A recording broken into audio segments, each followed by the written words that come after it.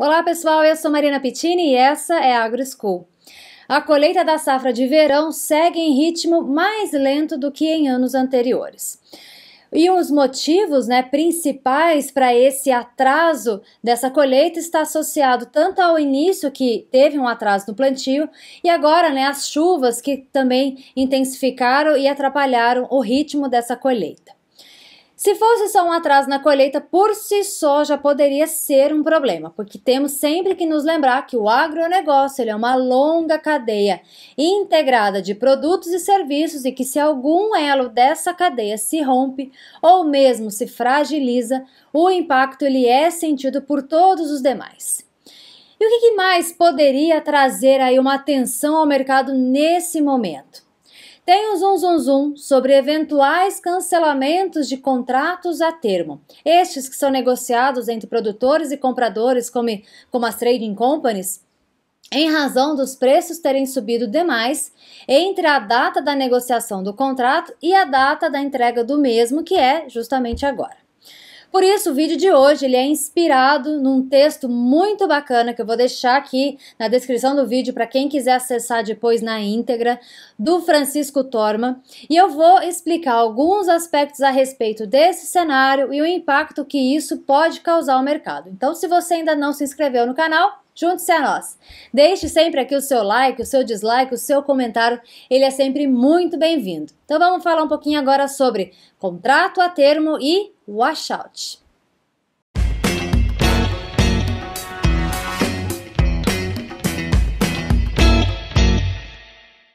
Em maio de 2020, a gente já começou a acompanhar as notícias no mercado de que o Brasil havia atingido o recorde de comercialização antecipada da soja 2021.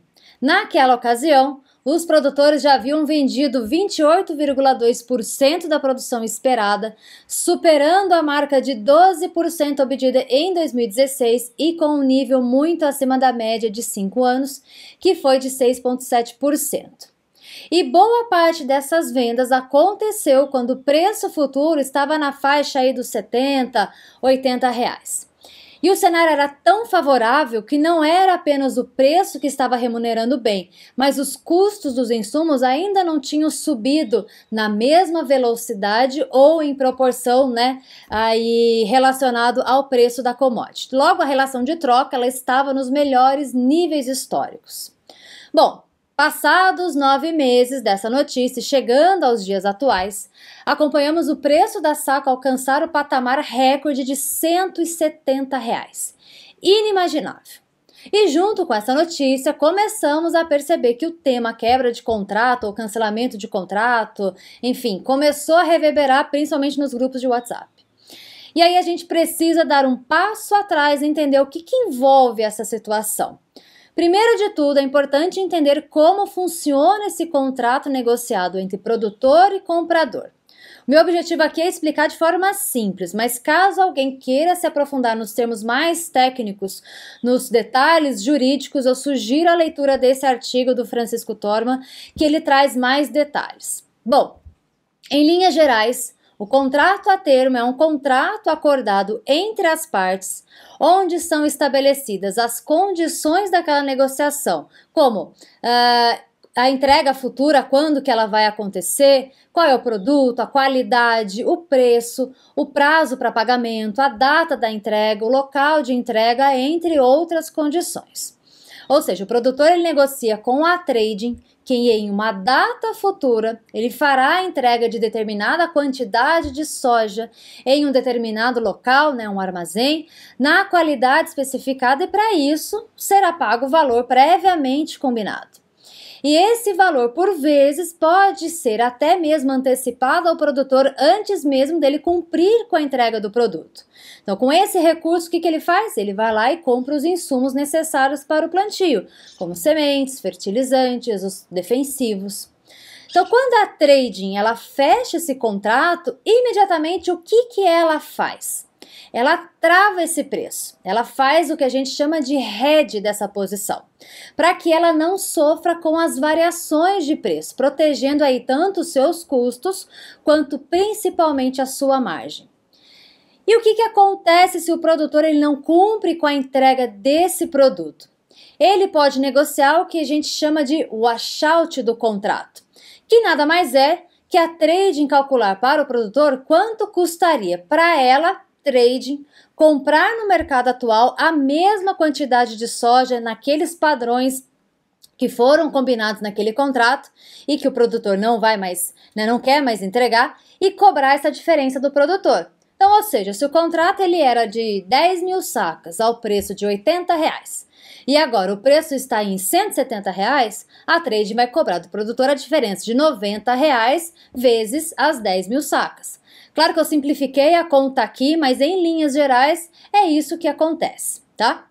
E por que a trading cobra isso, né? Por que ela precisa acertar essa diferença e cobrar essa diferença do produtor? Porque quando ela comprou essa soja lá atrás, contando, né, com a entrega futura, ela já vendeu essa soja.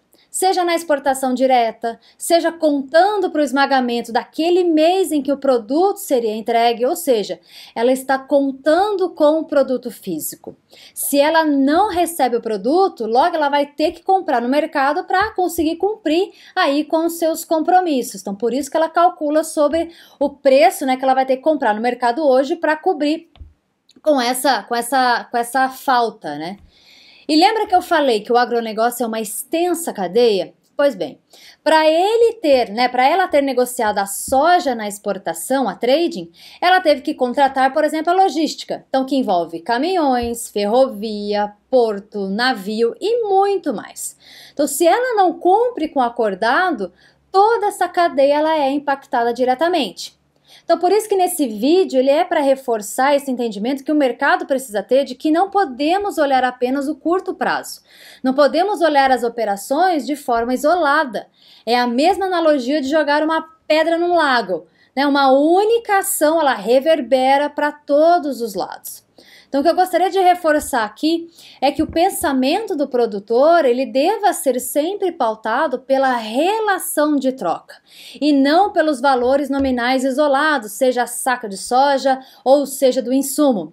A conta precisa levar sempre em consideração se a relação de troca no momento da negociação estava favorável. Mesmo que ele não faça barter, mesmo que ele não feche as duas pontas com a trading, ele pode fazer essa relação separada, mas ele faz a conta. Além disso, ele precisa entender que é fundamental fazer uma gestão financeira do seu negócio, utilizando bem os recursos de curto e de longo prazo para pagamento dos custos e despesas de acordo com o seu vencimento, não fazendo cruzamento de moedas e sempre se lembrando que o nosso mercado ele é cíclico, né? Nesse momento a gente está vendo essa valorização das commodities, mas o mercado ele vai se ajustando com o tempo. Pessoal, não há mal que não acabe, nem bem que dure para sempre. A visão e a ação elas precisam estar mirando sempre, no longo prazo. Pensem nisso, tá bom? Por hoje é só. Dúvidas, sugestões, questionamentos com relação a esse tema, coloca aqui nos comentários que a gente traz aqui mais informações sobre isso nas próximas semanas. Um abraço, ótima semana a todos e nos vemos na semana que vem. Tchau, tchau!